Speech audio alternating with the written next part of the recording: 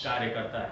अब एक एक करके हम लोग देखेंगे संवेदी गामक अवस्था में कौन कौन सी विकासात्मक विशेषताएं होती हैं, और उसके बाद से पूर्व संक्रियात्मक अवस्था, मूर्त संक्रियात्मक अवस्था और अमूर्त संक्रियात्मक अवस्था में कैसे कैसे एक एक करके हम लोग जानने का प्रयास करेंगे। सबसे पहले संवेदी गामक अवस्था।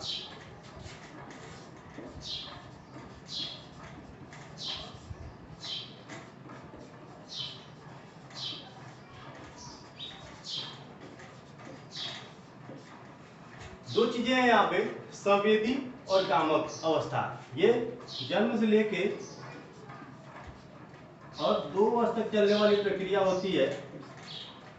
संभवतः जब हम लोग विकासात्मक अवस्थाओं में देखा गया था तो जो शैशवावस्था यानी कि पूर्व शैशवावस्था की जो उम्र थी, इन्फेंट की जो उम्र थी, यही उम्र थी जन्म से लेकर और 2 वर्ष की अवस्था को, यानी कि इन्फेंट की जब शाब्दिक अर्थों के आधार पर हमने परिभाषित किया था तो देखा था यानी कि ऐसी अवस्था जिसमें बालक बोलने के अयोग्य होता है, जिसमें अपनी भावनाओं को शब्दों के माध्यम से प्रेषित नहीं कर पाता है, बल्कि अपनी क्रियाओं के या संवेदनाओं के या मूल प्रवृत्तियों के माध्यम से अभिव्यक्त करने का प्रयास करता है। संवेदी गामक अवस्था में 2 चीजें देखने को मिलेगा, यदि संवेदी यानी कि संवेदना और गामक मतलब कि शारीरिक क्रिया,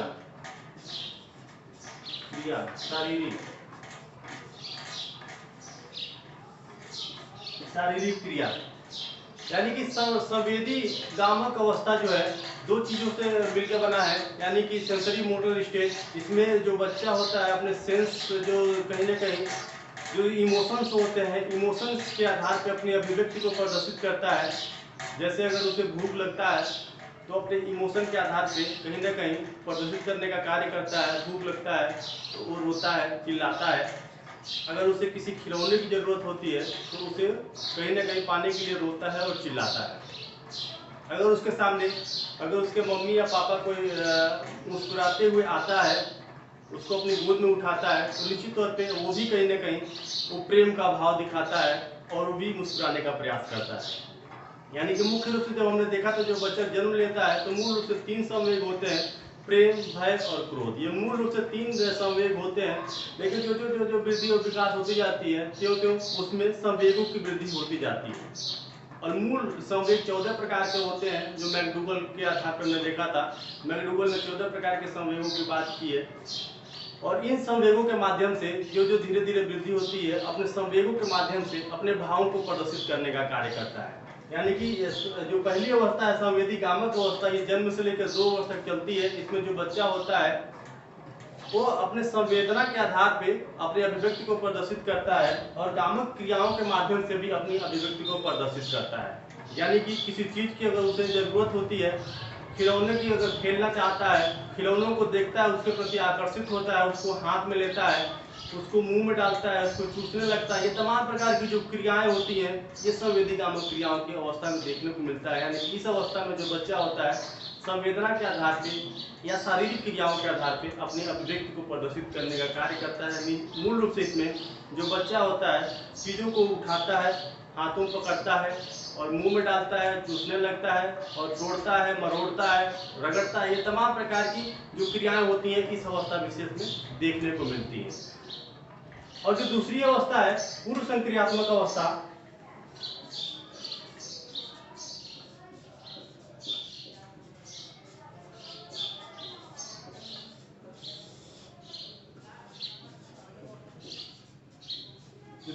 है पूर्व संक्रियात्मक अवस्था। इसकी जो आयु सीमा जो जीन पियाजे ने बताया 2 वर्ष से लेके और 7 वर्ष तक, 2 वर्ष से लेके 7 वर्ष तक चलती रहती है। और इसको फिर से इसने 2 भागों में बांटा। एक प्राक संप्रत्यात्मक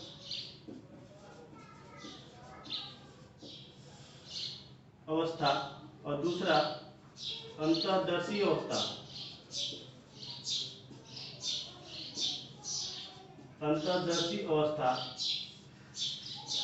पूर्व संक्रियात्मक अवस्था को 2 अवस्थाओं में बांटा है जीन पियाजे ने। पहला प्राक संप्रत्यात्मक अवस्था, दूसरा अंतःदर्शी अवस्था। जो प्राक संप्रत्यात्मक अवस्था है ये 2 वर्ष से लेके और 4 वर्ष तक चलता है, और अंतर्दर्शी अवस्था 4 वर्ष से लेके और 7 वर्ष तक चलता है। पूर्व संक्रियात्मक अवस्था से तात्पर्य यानी कि अभी ऐसी अवस्था जिसमें मूर्त चीजों के प्रति अभी चिंतन मनन तर्क करने की योग्यता या संज्ञान का विकास नहीं हुआ होता है, ऐसी अवस्था। इसमें दो चीजें हैं, यानी कि एक प्राक संप्रत्यात्मक अवस्था है, दूसरा अंतर्दर्शी अवस्था है। जो प्राक संप्रत्यात्मक अवस्था है वो 2 वर्ष से लेकर 4 वर्ष तक चलता है, और जो अंतर्दर्शी अवस्था है ये 4 वर्ष से लेकर और 7 वर्ष तक चलता है। जो प्राक संप्रत्यात्मक अवस्था है यानी कि संप्रत्यय निर्माण से पहले की अवस्था, यानी कि इसमें अभी बच्चे में संप्रत्यय का निर्माण नहीं हुआ है, यानी कि चीजों के विभिन्न प्रकार के जो रंग रूप आकार हैं उसके बारे में भी जानकारी उसको नहीं हो पाया है। केवल चीजों को सामान्य जानकारी रखता है, यानी कि चित्र देखता है, बातों को सुनता है, और कहीं ना कहीं प्रतीकों को सुनता है। ये तमाम प्रकार की जो चीजें हैं यहाँ पे देखने को मिलता है। जैसे अगर बच्चा रोता रहता है और उसके बाद से उसकी मम्मी की आवाज़ सुनाई देती है तो बच्चा शांत हो जाता है। ये आवाज़ के माध्यम से और संकेतों के माध्यम से, यानी कि अगर कहीं अपने मम्मी या किसी अपने केयर टेकर का कपड़ा देखता है तो कहीं ना कहीं उसको पहचान लेता है। ये तमाम प्रकार की जो संज्ञान है इस अवस्था में विकसित हो जाते हैं।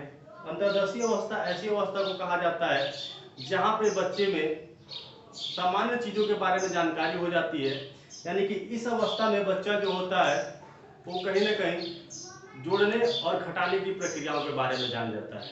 यानी कि 4 से 7 वर्ष की अवस्था में बच्चा जो होता है जोड़ने और घटाने की प्रक्रिया के बारे में जान जाता है, लेकिन अभी उसे पलटावी गुणों के बारे में नहीं पता है। यानी कि अभी यहाँ पे बच्चे को कहीं ना कहीं मूर्ख बनाया जा सकता है। अगर दो चीजों में अगर अंतर पूछा जाए तो अंतर नहीं बता सकता है।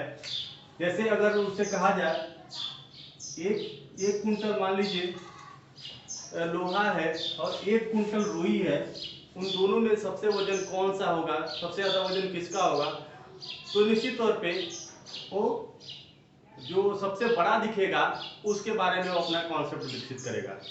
या अगर ये पूछा जाए, ये 2 रेखाएं बनाई जाए और दोनों रेखाओं को एक साथ देखा जाए, बच्चे से पूछा जाए इसमें से कौन छोटा है बड़ा है, तो बच्चे देखेगा तो कहेगा दोनों बराबर है। लेकिन जो ही एक ऐसी रेखा खींची जाए जो दोनों बराबर कहीं ना कहीं हो और दोनों को थोड़ा सा अंतर करके खींचा जाए तो निश्चित तौर पे उन दोनों में किसी एक को छोटा और किसी एक को बड़ा समझ सकता है। यानी कि इस अवस्था में बच्चे में पलटावी गुण नहीं विकसित हो पाता है, जिसमें वो आसानी से मूर्ख बन जाता है। ये यहाँ पे जोड़ और घटाना जानता है, लेकिन अभी भी गुणा और भाग की प्रक्रियाओं में नहीं जान पाता है। यहाँ पे बच्चे इस अवस्था में बच्चे में जीववाद और आत्म केंद्रिता की भाव देखने को मिलता है।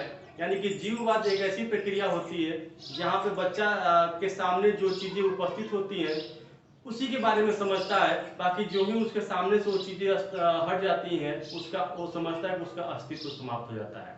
यानी कि जब तक उसके सामने रहती है तब तक उसका अस्तित्व है, जो ही उसके सामने से हट गई उसका अस्तित्व समाप्त हो जाता है।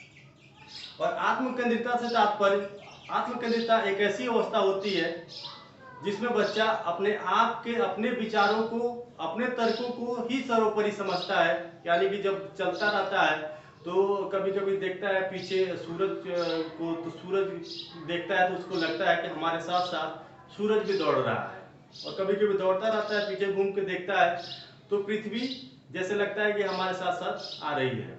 और जब गाड़ी में कहीं बैठा रहता है और गाड़ी चलती है और तो पेड़ पौधे जो निर्जीव वस्तुएं होती हैं उसको देखता है तो कहीं ना कहीं उसको जब देखता है तो गाड़ी जब चलती है तो उसके साथ कहीं ना कहीं वो समझता है कि उसके साथ साथ वो भी चल रही है। यानी कि इस अवस्था में आत्मकेंद्रिता में वो समझता है कि जो निर्जीव वस्तुएं होती हैं वो सजीव वस्तुएं होती हैं और वो सजीवों जैसा व्यवहार करती हैं। यानी कि जो कुछ भी वो सोचता है समझता है उसको कहीं ना कहीं अपने विचारों को अपनी भावनाओं को सर्वोपरि समझता है। इसलिए जो आत्मकेंद्रिता है वो पूर्व संप्रत्यात्मक अवस्था में देखने को मिलता है। जो मूर्त संक्रियात्मक अवस्था होती है ये 7 से 11 वर्ष तक चलने वाली अवस्था होती है। इस अवस्था में बच्चे में भाषा संप्रेषण का अधिकतम विकास हो जाता है, बच्चे में पलटावी गुण का विकास हो जाता है। बच्चा जोड़, घटाना, गुणा और भाग की क्रियाओं को कर लेता है, लेकिन अभी भी अमूर्त चिंतन नहीं कर पाता है। यानी कि मूर्त संक्रियात्मक अवस्था ऐसी अवस्था होती है जहाँ पे बच्चा केवल और केवल मूर्त चीजों के प्रति, यानी कि जो कुछ उसे दिखाई देता है उसके प्रति वो अपने चिंतन को स्थापित करता है, और जो ही अमूर्त कॉन्सेप्ट आता है वो कहीं ना कहीं उसे समझने में, बताने में असमर्थ हो जाता है। जैसे अगर पांच बच्चों को एक साथ खड़ा करके और पूछा जाए, जैसे ये राम है, ये श्याम है, ये मोहन है और ये दो और बच्चे हैं, और इनको एक क्रम में स्थापित करके बड़े से छोटे क्रम में कहीं ना कहीं खड़ा करके पूछा जाए इनमें से सबसे बड़ा कौन है और सबसे छोटा कौन है, तो निश्चित तौर पे मूर्त चीजों के प्रति आकर्षित होकर उनके प्रति देख के और समझ के और बता सकता है कि कौन सबसे बड़ा है, कौन छोटा है। लेकिन ऐसे ही अगर पूछ दिया जाए कि श्याम जो मोहन से बड़ा है, मोहन रोहन से बड़ा है, ऐसे कॉन्सेप्ट को दे दिया जाए जो कहीं ना कहीं मूर्त रूप से न दिखाई दे, अमूर्त कॉन्सेप्ट पे आधारित हो, तो निश्चित तौर पे ऐसे कॉन्सेप्ट को समझने में असमर्थ हो जाता है और उसका जवाब नहीं दे पाता है। यानी कि मूर्त संक्रियात्मक अवस्था 7 से 11वें वर्ष तक चलने वाली अवस्था होती है।